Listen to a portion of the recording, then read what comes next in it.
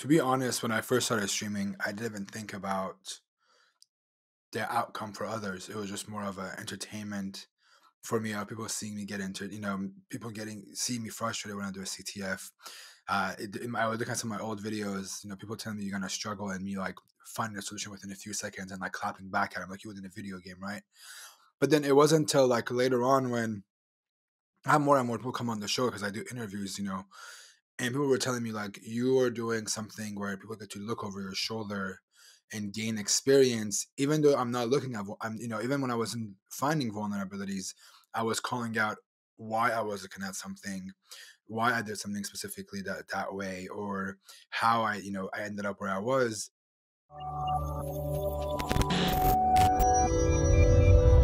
Hello, everyone. Welcome back to another episode of the 401 Access Denied podcast. I'm Joe Carson. I'm the host of the episode, and I'm the Chief Security Scientist Advisory CISO at Delinia, based in Tallinn, Estonia. So I'm really excited about today's episode. So it's been a long time waiting, and I'm really excited to have Ben join me for today's episode. So we have a special guest, Ben, also known as NahamSec. And Ben, welcome to the show. And just tell us about yourself, how you get into hacking, and what you enjoy doing, and some of the things you get up to. Well, thanks for having me. Thank you so much for reaching out and having me on the podcast. I'm Ben. Most people online know me as NahamSec. I don't have an official title anymore. I don't have a title to give you. I make content now, and I'm getting into the whole mentorship thing full time.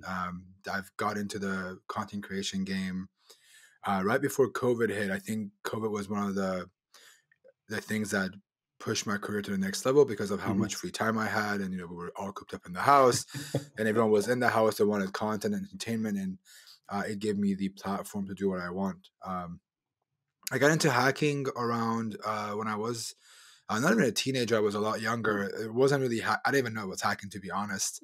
I have an older brother. I always give him props for it. He had it was his computer, being the older brother. He would always put passwords on it. First it was the Windows password, then it was the you can block the hardware, and then I just found ways to brute force it at first.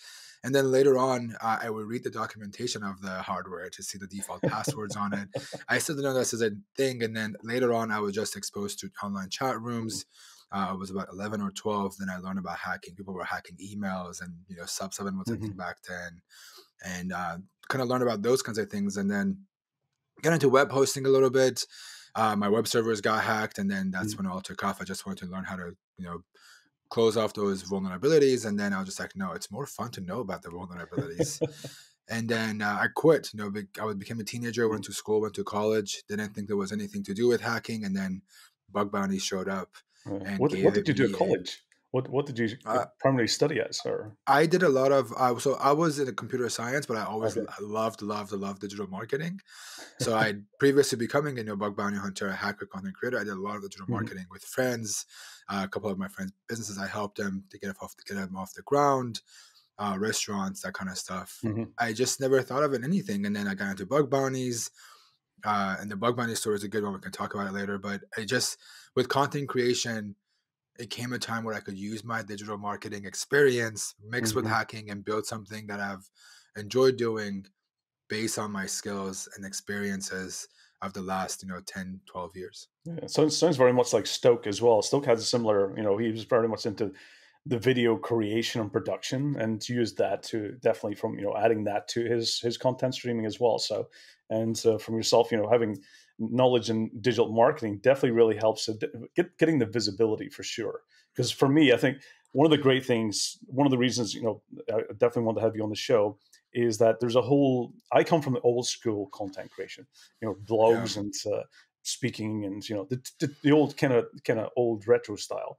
And I'm fascinated with the whole new kind of evolution that we're having of streamers, and, those I even think it's going to turn into an esports at some point. I even do see the hacking esports happening and starting to build up. So for me, I think we definitely need new ideas and new ways to get the information across to everybody to really help, educate and provide knowledge. So when I look at what you're doing, what Stoke's doing, IPSEC, amazing, and John Hammond, I think all of that is fantastic in regards to really changing how we get information out there, because it's so important.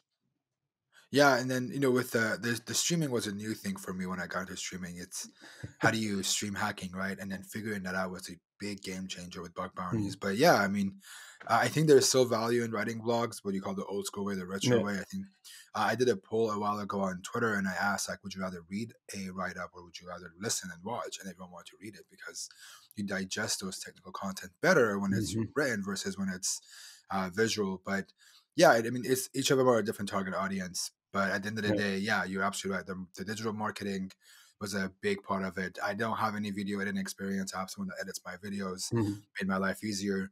But just being able to say those years of digital marketing didn't go to waste, and I can use that experience to build myself a brand, build a community, build something that people want to be a part of was a huge plus. And it didn't click until later, a couple of years ago, when I was like, holy crap! Like the stuff that I used to do is being really valuable to me right now. That's fantastic. And so, one of the things you started off getting into bug bounty. Is that where you started switching into and kind of taking that path? Because you wrote a lot of CVEs as well. You wrote a lot of vulnerabilities. Yeah. How did all of that start? What was the motivation? What was the challenges, and how did you kind of start into that path of bug bounty? The bug bounty thing was by accident, I want to call it. It was it's so I had a friend, I'm not even someone that I knew through school. He pretty much said, "Hey, why don't you go look into bug?" Oh no, first he said, "Why don't you get make money from hacking?" And I was like, well, "Dude, that's illegal. Like, I'm not, it's not easy to do that, especially my background." And he's like, "No, no, no. Like, go look up bug bounty." And I think back then was Google, Facebook, and Yahoo was just getting out of the whole Hmm. um, thing about like $12 gift cards or whatever it was, that T-shirts, they were attacking them about it. And I was like, oh, I used to, as a kid, I used Yahoo Messenger a lot. Yahoo services were really like the thing that we used. It's like, I can bet you I can find vulnerabilities in Yahoo. That shouldn't be a problem. So Hmm. I pretty much said screw it with school. I didn't show up for classes. I pretty much I had to deal with most of my professors when I was like, I will show up for your quiz. I will show up for your Hmm. test. You let me get by however I want. Hmm. No, it obviously wasn't the way. That's not how it worked. But the gist of it was, I will pass the course without coming to your class. My deal was, I would go to YouTube the week Hmm. before finals and midterms, learn everything, and skip class so I can hack. Or I would go to class and have my laptop open, just hacking on Yahoo, running scans and that sort of stuff. Hmm. But yeah, I found bug bounties, and I just dedicated pretty much everything to it. And I went on probation eventually at school when they were like, "Hey, get it together, or we're gonna kick you out." Hmm. And it was either get booted, leave school, not finish my degree, and go pursue bug bounties, or really get it together and finish school and just get it out of the way. Because Hmm. at the time I was also an intern at HackerOne, and they really wanted me to go work for them full time. So I said, okay, like last year, give it all you got, 16, 17 units a semester, get it out of the way. Got out of the way, and once that was on, I was gone. Hmm. I told myself I could do it now or never, and I pretty much dedicated the next couple of years to bug bounties. I learned as much as I could, and I gave back as much as I could because if it wasn't for the write ups and the blog posts that were out there, I wouldn't have a career. Yeah, absolutely. I mean, I think from what I'm hearing is it was perfect timing for what you were passionate about. And also, I mean, around the 2012, 2013 time, that was all around when it was getting into responsible disclosure. And that's, of course, when Katie and Casey and everyone was all trying to get these large organizations to work with the hacking community in order to make sure that there's a way that they can actually get, early disclosures about vulnerabilities and have a mechanism. So it sounds like that's perfect timing for your passion and also been able to make a career out of it. So that sounds like the timing was right at that point. So what is there a specific area that you focus on web application bug bounties? Is there anything that you expanded to, or is that kind of the area that you prefer to do? It is mostly web applications. You can throw the fancy keywords of like attack surface management for recon, but honestly, like recon and bug bounty are the two things that I mostly Mhm. work on. They go hand in hand, right? If I want to find more applications to hack on, I need to do some recon and find more assets. If people aren't familiar with recon, reconnaissance, it's just like you're in the army. You look for different areas that your enemy owns, which the Hmm. companies aren't my enemy, but the target is a company. What other applications do they have online?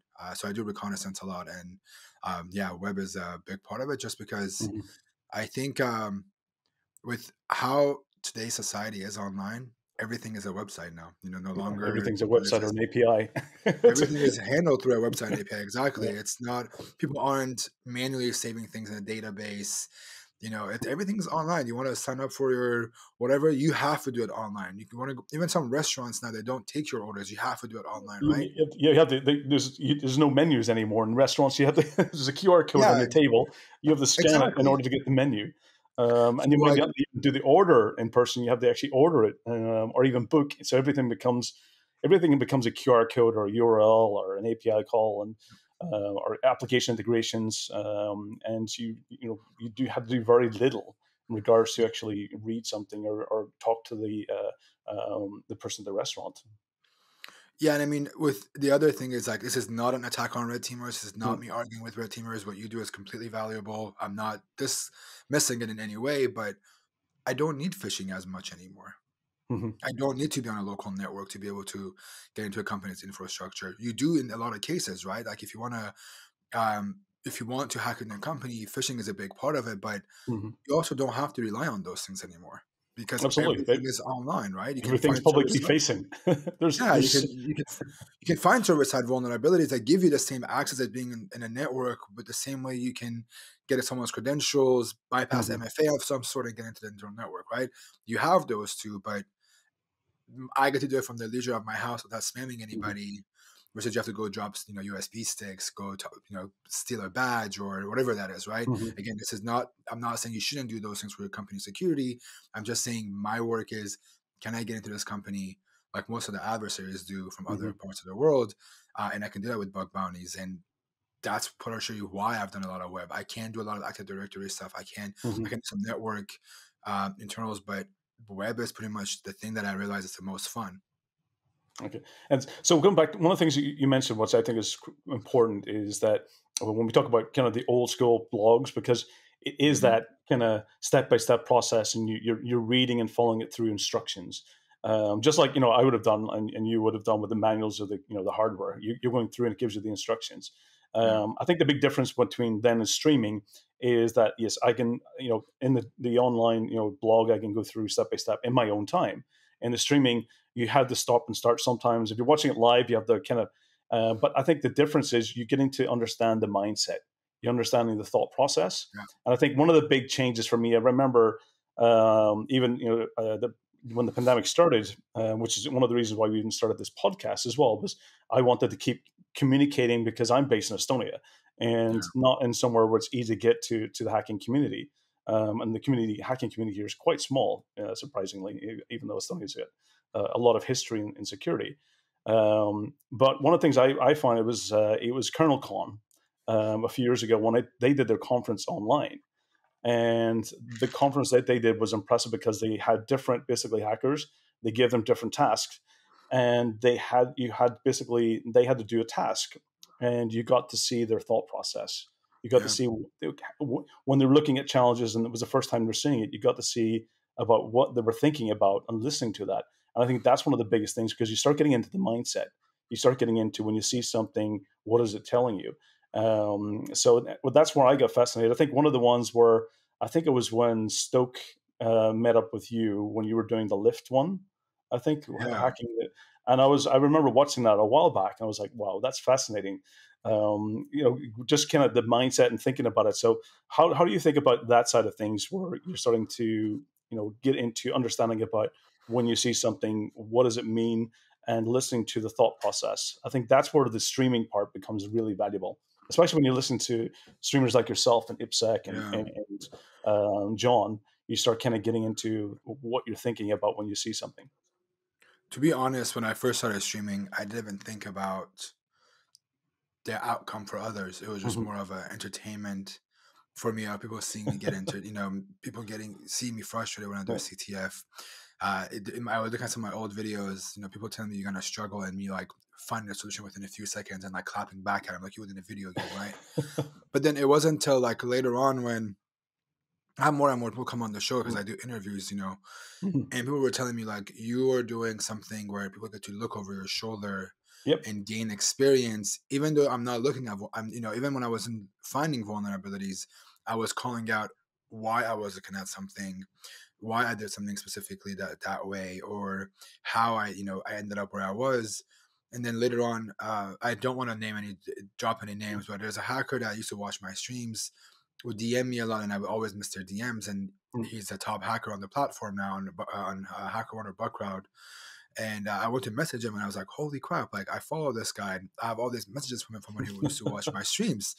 And it just blew my mind to understand, like, to me, there's been times when I want to delete those Twitch accounts because I didn't Mm. see any positive outcome because I'm just doing these for fun, right? But then I Yeah. see these messages and I go, holy crap, like somebody actually took these things that I was ranting about and built some automation with it, or is Mhm. applying it to their bug bounty and making a name and money out of it. And those were the things that really blew my mind. And I was like, holy crap, there is value in people wanting to watch over you. Because you don't, a stream is supposed to be more entertaining than educational, Yep. because that's what most of Twitch is, right? Twitch sells you the entertainment. You have people like Dr. Disrespect, who is just a complete Mhm. character, not even real. Yeah. They're just different characters in this entertainment, and I wanted the entertainment, and then it turned out different. Yep. I did find it when even earlier when a lot of the Twitch streams, even like Heath Adams and others, were kind of doing all of those kind of streams, and sometimes there was a part of it was entertaining. It was Yeah, when you include it with Discord and you include it with the communication and people are interacting, there's an entertainment aspect of it. But the things and what I prefer is when you're doing the live streams is you get to see a lot of the mistakes as well, and yeah, a lot of when you go into the rabbit holes. I mean, I even when I'm doing capture the flag, I get stuck in rabbit holes, and my head is against the table, just going, pulling my hair out, going, "What do I need to do next?" I yeah, remember doing one on Hack the Box, and I'm pretty okay in the privilege elevation escalation side of things, but in web application, I suck. yeah, Really, on the website and getting that initial access. I remember doing a box on Hack the Box, which was it was a server side template injection, and I was just pulling my hair out. I just was getting yeah, struggling. I was going into every single rabbit hole. And one of the things I reached out to someone, a friend of mine who was good in that area, and basically he was just giving me pointers about you need to look at this. And yeah. I think that's one of the things is that I think that we definitely need. When I see a lot of streams, I would prefer, I think John was even talking on social media recently about he had a bunch of videos that had him doing a lot of frustration in rabbit holes, Hmm. and he was questioning whether to release them or not. And I think absolutely, because it's important that we see when you do go down rabbit holes how you can get stuck and lost. And it's about Yeah, finding the time when you can come back out of it again. When you find, okay, I'm not getting any further. When's the right moment in time that I need to stop, come back, look at the bigger picture, and move on? So for me, I think some of the things that when I'm watching yourself and Jason and doing a lot of the live streams, I find that very, very. There is the entertainment aspect, but I think looking at when you're doing the rabbit holes and you're getting stuck, that's the most educational part of it, because yeah, that's when we all get stuck and we want to find when's the right time to, to go back and take a look at the initial findings, or go back and take a look at the bigger picture, because that's what we all get struggle on, is yeah. when we get lost, and it's about how do we find it again, get back on track. Yeah, the thing with streaming specifically was one of the best things and worst things that could have Mm, happened to me from my career perspective. The worst thing was a lot of people saw how inefficient I was. I was doing a mm, lot of things, in a very manual way. I tend to stay away from tools. mm. I don't know, like how I use some commands, and people had this like super hacker view of me where like they thought I would do all these like cool things, and I was like, no, I'm sitting here on a stream googling the most basic things, and I'll get to that in a bit. And the best thing about it was it made me more efficient because people in my chat who were sysadmins, or they were developers, or would give me pointers on how to do these faster, better Mhm. command ways of doing like things that I was doing, and so on. So that was the worst and the best case. But going back to what you said about Mhm. showing those rabbit holes, me googling things was one of the things that made it okay for people to feel comfortable about not knowing things. Mhm. Here I am, a top whatever hacker on whatever platform. Yeah. I'm sitting here googling, how do I look up X? There was a time, I swear, there was a time when I was writing a really quick bash script and I messed up a loop. And I was Hmm. just like Googling on stream how to do a loop in bash. I was like, oh, I'm missing like a semicolon for my if statement, right? And I'm like, holy crap. Like, and people are just dying laughing at it. And I'm like, that's the reality of it. No one's going to come out on Twitter and You, say, I still look up commands, right? I'm looking at manual for, the set command sometimes. People don't say that. I mean, I've been doing this for a long time, and I even get to the point where I'm on a Windows box and I'm going, is it net local group or is it net local groups? And I always, Hmm. even today, Yeah. and there's about, I do so many typos as well. Yeah. Because even when I'm typing, I try to type fast, but I end up doing typos, missing a colon, missing, Yeah. using single quotes versus double quotes. And my mind is always thinking about, and I take a lot of notes. I Yeah. document everything as much as possible because I can't remember everything. And when I come up against Mhm. something again, maybe, absolutely, we all will do typos. We'll all make mistakes. And we'll all have to Google something at some point in time just to remember what the right syntax is. Because right now, syntax for different platforms, different tools, different commands, they are very similar, but they have slightly differences. And sometimes we get kind of overlapping.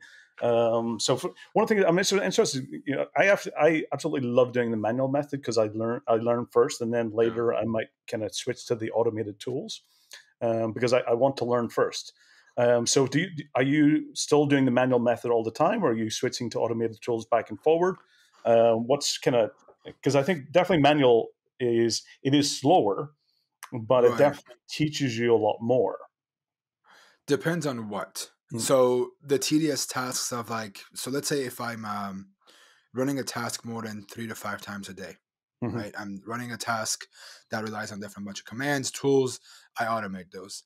But exploitation of itself, if I'm exploiting vulnerabilities, zero automation is what I'm doing, Hmm. unless it's a commonly known vuln like a CVE or something like that. Then Yeah. I'll have it automated. But I'm not running a script saying type in site.com. This is the image that people have is like top hackers are typing in site.com. It's like this command runs out and does this vulnerability. This time. It's not like that, man. It's not. Yeah. This reality is not that. I spend 3 hours going down rabbit holes Mm. of realizing, like, I'll give an example of a recent one. I sat there for like an hour or so trying to get API information out of this API. It turns out, guess what? I don't have to brute force anything. The leading slash was the reason why. All I had to do was take that out, and I was dumping it was API slash users, but the leading Yeah. slash was screwing everything up for me. The trailing one, not the trailing Yeah, slash the was trailing messing everything slashes at up the for me, end. right? Yes. Yeah, after an hour, I accidentally removed it, and it dumps the list of all the users. I didn't have to automate that, right? You can probably automate that, but it's Yeah. just I get to do it manually. I've enjoyed the process of doing things manually, and I rely on tools for enumeration, that kind of thing. That's Mhm. very tedious and very time consuming. I rely on tools, but even then, I went through a period of my life when I wanted to learn how to code, and I don't know how to code at all, to be honest. Like, No, I'm one of the people that's that understand. When I mean I don't know how to yeah. code at all, I mean I really don't. Like, I can do Bash, I could do some Mhm. Python, some Ruby, but I can't write a lot of scripts. I can just use But Bash you to but automate things. but I mean, you mentioned you did a lot of web kind of hosting. Correct. So you probably Right. HTML. I'm assuming. Yeah, right. But I'm saying, like, I can't Yeah. write. So I went through a phase when I wanted to learn how to code. So I was Yeah. rewriting scripts, like how to enumerate subdomains, for example, or Okay. how to enumerate, folders and that kind of things. Not because I wanted to be the next person that created those tools, but Hmm. it was to understand why these tools work. So when I do use them, and I publish, I mean, their code is absolutely garbage. I should Yeah. probably remove from my GitHub, but it was to show that I wanted to understand why do these things work? How do they work? So I understand what they're doing before I rely on them. And that's the one thing that I recommend to everybody. Absolutely. I mean, I want to make it clear to the audience is that one thing is to become a hacker and become a good hacker is you don't need certifications. That's Nope. basically it's something that I know some of the top people in the field and those who even started in this industry didn't have certifications. And the second one I is have none. you don't need to be a developer or programmer. I myself, I'm the same. So I started off. I know some code, but today my usage of programming and coding is to read and understand what it's doing. Yeah. I'm not the best at creating, but I have enough skills to read. I started off. I was a COBOL programmer back at university, and one of my first jobs was COBOL programming. And today, I mean, I did Perl, but I honestly, Yeah. I tried converting recently to writing more Python as well, Yeah. but I suck at coding. But at least the good thing is that you don't need to be a developer to be a hacker. What you need to be able, at some point in time, is be able to read and understand what some of the things is doing to a certain point. But absolutely, you don't need to be a certified hacker. You don't need to be a certified programmer to hack. You just need to understand enough. You need a computer and internet connection. That's what you Yeah. need, and access to your content. That's Yeah. if you can read I and mean, watch. I don't have any certifications Yeah. myself. I have zero. I want to take the OSCP at some point just to say I did Mhm. it if I can get it actually. But on the topic of coding, you don't need to know how to code, but if you don't know, HTML much or JavaScript, you Yeah. can't really figure out what a cross-site scripting is because it doesn't make sense to you. You can copy paste payloads, but it's not gonna scale, right? I tell people learn at least 10 to 20% of the basics, of Yeah. they're all the same, right? The 10-20% is almost the same. It's the same concept of Mhm. loops, the same Yeah. functions, everything is almost the same. But then understanding how, if you want to become a web hacker, my recommendation Mhm. is understand what goes behind a website for it to work. For my Yeah. case of a web hacker, understand what HTTP headers are, understand what a port is, understand how Mhm. SSL certs work to a certain degree, understand, get, post, head Yeah. requests, what happens and how does an engine, how does Apache work, how's things being served to Mhm. you. Those understandings are things that you should know. But for me, it was just either you have to understand those things or you have to do what I did, spend enormous amount of times not understanding them and then Mhm. Googling everything. I would literally Google everything. Why is this working the way it is? Or, Yeah. how do I spin up this to So understand them? how much time do you spend learning? Because I think when I'm looking at my job and that I do, I mean, a large portion of the time is just continuous learning. It never stops. I mean, I could spend all day just consuming and learning information. Um, but what about yourself? I mean, how much time are you dedicating to continuous learning and developing your own skills? And what area of focus are you working on now? What's the Right now, I don't do enough. I don't have enough time, unfortunately, to do a lot. But I just actually, funny enough, like now that I'm doing content full Mhm. time, I made a joke to my friends like, "Hey, I don't have a job. I'm an entrepreneur." It's completely a joke. I have a lot of time, and there's a lot of things that I want to build. So I signed up for one of these platforms that teach you how to do full stack engineering. I'm not going to become a full stack developer, but it's just I want to build some things that I want to build on my own, some web Mhm. apps, some labs that's going to help me get there. And so now I'm having time, I'm dedicating a Monday or Tuesday when I learn things, Mhm. or a couple hours a day when I learn new things. So that's my focus right now. I want to really get better at developing my own apps. But Mhm. also the other thing that I wanted to do is I'm doing a lot of attack surface management stuff just because it's Mhm. becoming a very big part of today's security, right? And I want to get better at it, and I have some expertise Mhm. there, but I'm learning more and more things. So I'm playing with a lot of DNS stuff. Hopefully, I can get some content out for it. But yeah, I'm going back to learning more and more just because I feel like for the past year and a half to 2 hours, I became a content creator and a trainer where I neglected my learning Yeah. days, or my journey as someone I was continuously learning.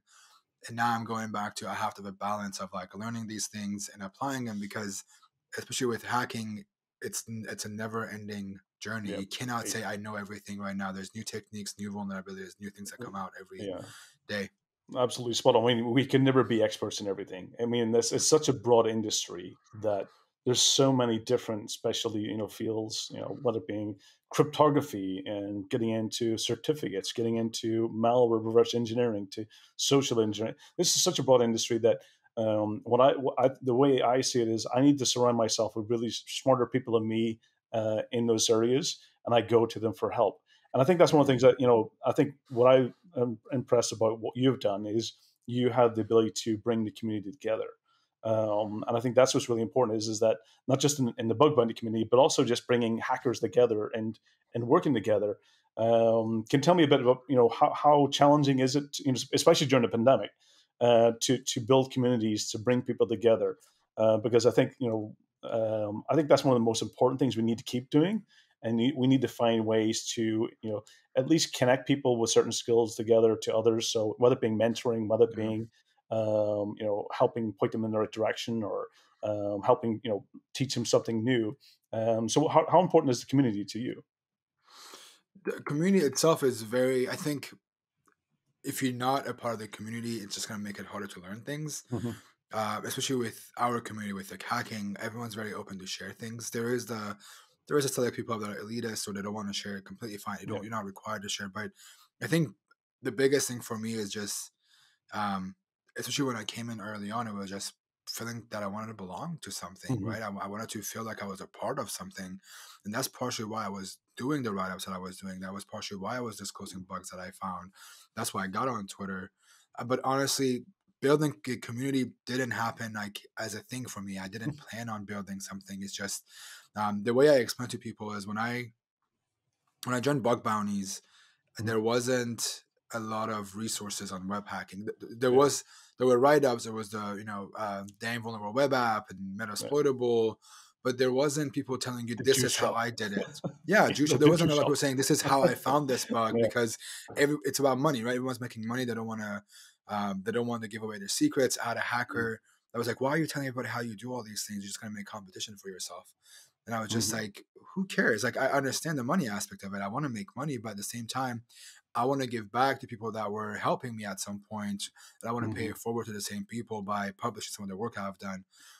So for me, it was just more of a feeling like I was a part of something, and B, who did I wish was out there when I was first getting into bug bounty and hacking?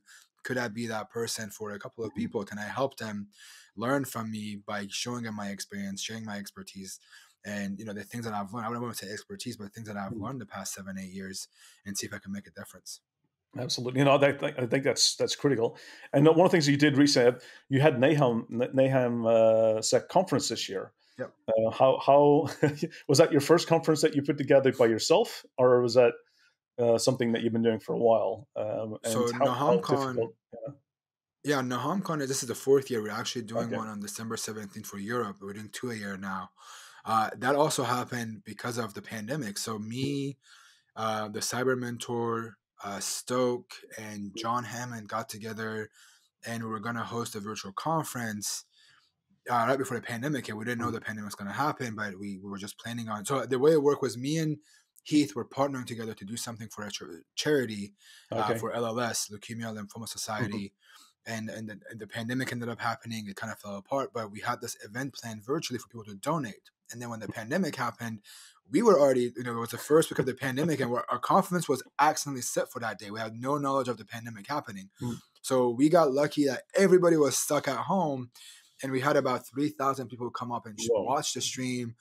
Google, Amazon, a bunch of big companies sponsored it, and we raised Mhm. $55,000. That was all donated to LLS, Leukemia Lymphoma That's Society. impressive, and that's why it's always one thing is not only can we share knowledge, but we can also do good for the people who need it as well. That's impressive. So yeah, that when that happened, I was like, holy crap! Like there is something here. My whole thing is I have nothing against conferences. I love going to conferences. I love B-Side SF. B-Sides SF. I like Mhm. Portland's B-Side. ShellCon. I gotta think of a few more. KernelCon was a really good one that I Chronicon, went yeah, to. it's been impressive. Yeah. Uh, AppSec Cali, AppSec Global, mhm. AppSec DC, 44Con, you name them. I love Mhm. conferences. Like I love going to speaking at these conferences. But when I go to these conferences, it's such a broad thing, right? Like you Mhm. have people talking about blue team, red team, SOC, all these different things. I want to just learn how to hack things. I want to hack, Yeah. I want offensive security. How do I hack into a website? How do I find X, Y, and Z that's going to help me as an Mhm. offensive web security engineer, whatever you want the title, right? Yeah. So I created NahamCon. There's a reason why we don't have a CFP for NahamCon. I look at what the research has been done throughout the year Mhm. and I reach out and say, hey, I love this research. I love this blog post you did. I love this talk. Mhm. Do you want to come and talk about it at NahamCon? If you go on Twitter right now, there's two people that just released stuff at in Europe. I literally wrote on the bottom of their tweet that says, hey, do you want to come present this at NahamCon publicly? I have no shame in doing Mhm. that. And they said yes. They reached out. They want to come and do it at NahamCon. So it's just more of a what do I want out of a conference? I'm sure I'm not the only person that wants a focus, conference on web Yeah. hacking, and that's how NahamCon was created. And it's my way of also giving back to the community. We don't charge our attendees at Mhm. all. It's completely free. It's on Twitch. You can join watch. You don't have Yeah. to be following us. You don't have to be a subscriber. We'll Nothing. definitely It's we'll free. definitely make sure we get all of the so make sure we get all the links. We can add them to the show notes. So Absolutely. for the audience as well, because definitely I'm pretty sure there's a large part of the audience will definitely want to attend.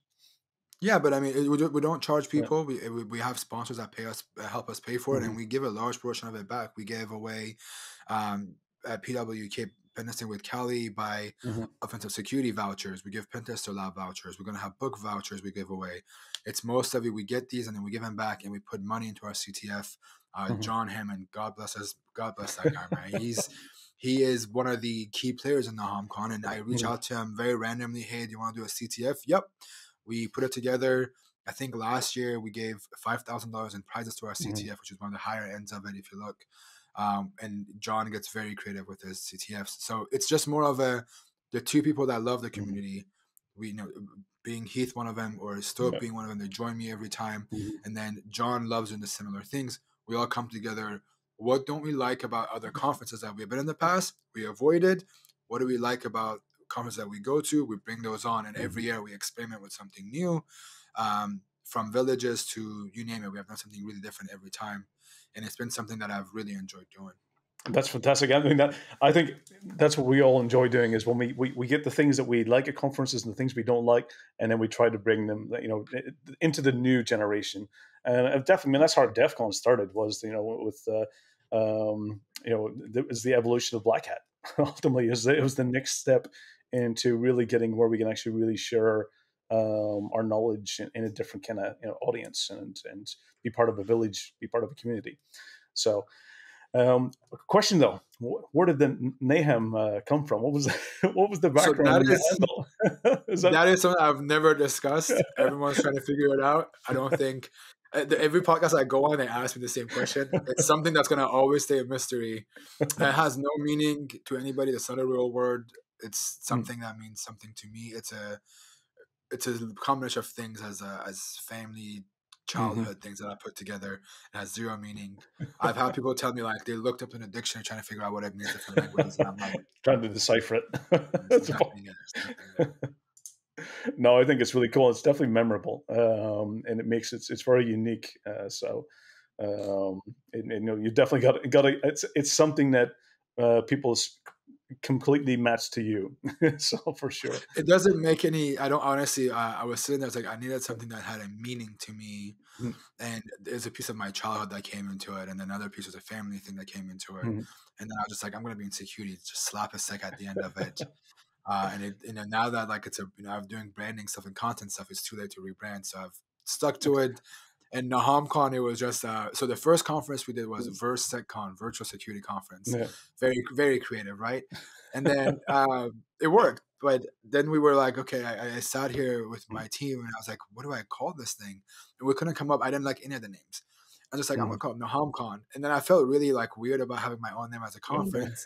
Then I see things like Gary, it was a VConf for Gary V and other people doing similar things. I'm like, I'm not that big of a content creator, but it's normal to create something and name it after myself. But I've also stepped out of NahamCon. I'm no longer the host even. It's less about me Mhm. because my name's on it. This year is being hosted by Farah Hawa and Inside Your Mhm. PhD. Katie. Last year was hosted by Stoke and Jason Mhm. Haddix. I'm phasing myself out as a host and then being an organizer and focusing on the community aspects Yeah. of bringing people together more than anything. No, it's always important because I know the pain. I remember, I've been host for a lot of events, and the time consuming into it, and it takes your focus away from the things you want to be doing, which is around the part of it where you want to be, keeping it to what you want it to be. Yeah. And if you're spending time hosting and organizing and planning, that's a lot of time that somebody else can be doing for sure.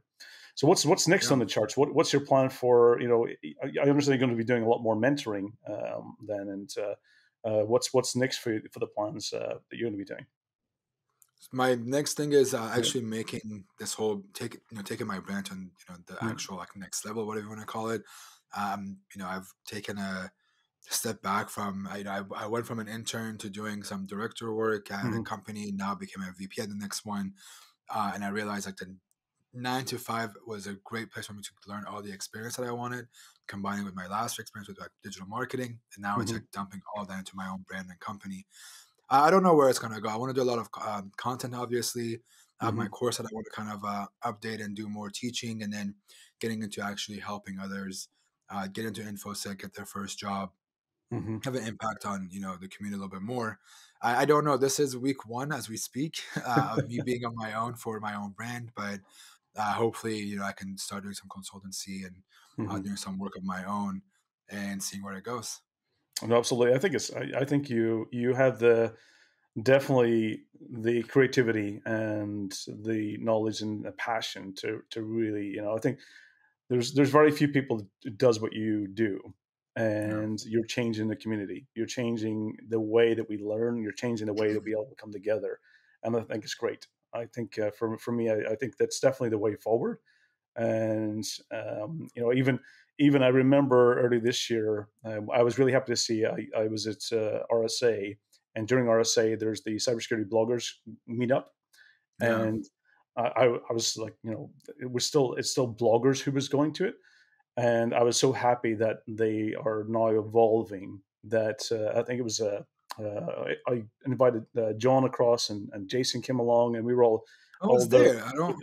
We were there. Actually, We I was probably there. missed each Yeah, other, and I was so happy that yeah, we're actually talking about changing the format. There's no longer it's about content and creativity and yeah, innovation, yeah. and they're now opening it up. And so for me, that was an exciting. I think that was a pinnacle moment of the where that old school new school was now going to the next level.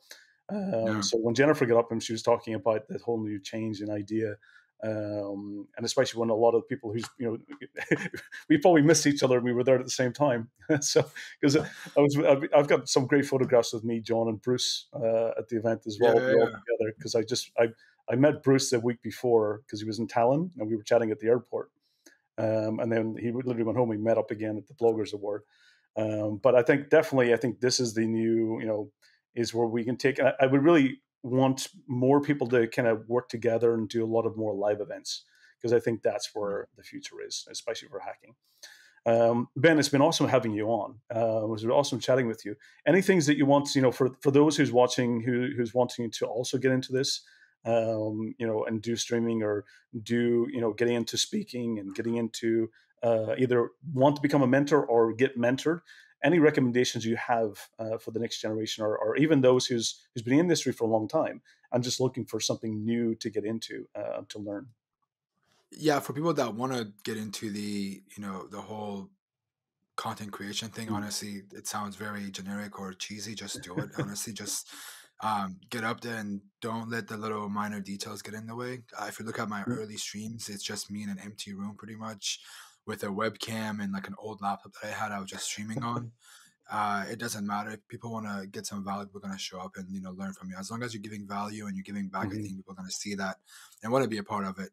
And people that want to get mentorship, want to get started, it's also the Mm. same thing. You have to get the experience. You gotta stop learning at some point and start executing and using those things that you have learned.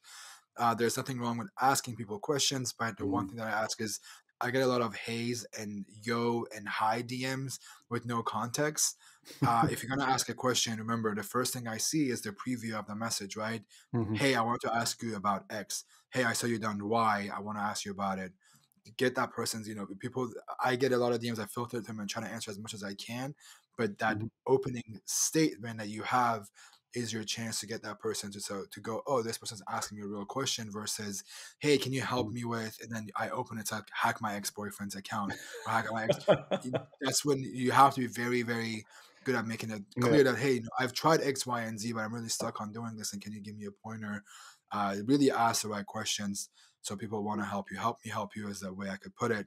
But yeah, I mean, there's a lot of resources. I'm not gonna get into them. They're Mhm. online. Go look for them. There's a lot of platforms that you can learn from. But yeah, at the end of the day, it's just you get out what you put in, and you just gotta put in the work. Yeah, you definitely gotta put in the work because it is something. It takes a lot of time and a Yeah, lot of commitment, and I think definitely at some point in time you have to jump in. You have to take that leap as well, and it's you gotta try it and just get started. So Yep. Ben, it's been awesome having you on. We'll definitely make sure that for the audience that we'll definitely get all the links to make sure that they know how to contact you and to all of your content and your streams and so forth. So I'm pretty sure that they'll be really excited to learn more from you. It's been awesome. I've learned a lot as well. It's been great connecting because it looks like we've been in a lot of the same places, just we missed each other for by minutes or by just being at the wrong side of the room. But definitely looking forward to next time. We'll get some time to catch up and have a good chat. And I'd love to come on one of your streams as well at some point. So we can do some live recon at some point as well. Love that. You know, even though my rusty Perl and Cobalt skills, if you ever have a Cobalt problem, I will let you know. you I'll know where definitely to reach out. go. So, but it's Yeah. been awesome. So again, thank you for coming on. For the audience, hopefully this has been valuable for you. And I definitely think, really, getting into content, learning new ideas, being a fly on the wall, watching over somebody's shoulder and learning is definitely, it's a great way. And never be afraid to ask questions. That's, I think, one of the key takeaways is that, never be afraid to Google is something you're going to use. You're going to forget Yeah. things. So take notes, write things down, and don't be afraid to reach out. Don't think that we become experts of everything. Just make sure you surround yourself with a great, knowledgeable community who's always willing to help. So tune in every 2 weeks to the 401 Access Denied. Ben, NahamSec, it's been awesome. Take care and stay safe. Thank you. Thank you. Thanks for having me.